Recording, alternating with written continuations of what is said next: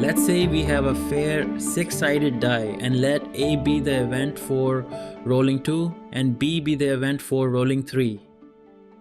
Individually, the probability of rolling a 2 is 1/6 because there are 6 sides on the die and only one side has a 2. Similarly, the probability of rolling a 3 is also 1/6. If we roll the die twice, the outcome of first roll does not affect the outcome of the second roll.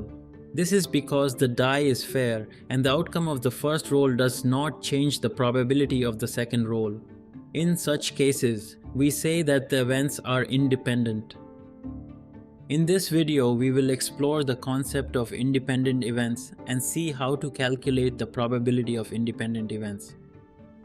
Formally, when two events are independent, we say P of A given B is equal to P of A. Why? Because the outcome of event B does not affect the outcome of event A. This condition simplifies the calculation of the probability of the intersection of two events, because we can define the probability of the intersection of two independent events as the product of the probabilities of the two events. Let's see why this equation holds. Recall the conditional probability is defined as P of A given B is equal to P of A intersection B divided by P of B. When A and B are independent, P of A given B is equal to P of A, as B does not affect the outcome of A. Rearranging the equation, we get P of A intersection B is equal to P of A times P of B.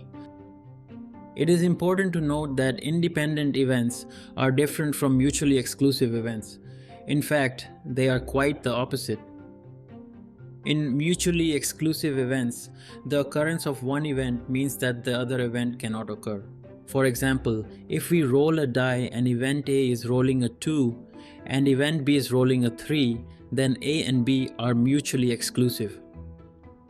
This is because if we roll a 2, we cannot roll a 3 at the same time since we are rolling only once.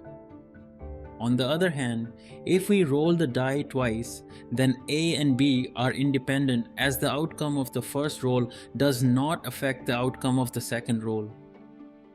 Continuing with the example of rolling a die, let's calculate the probability of rolling a 2 and a 3.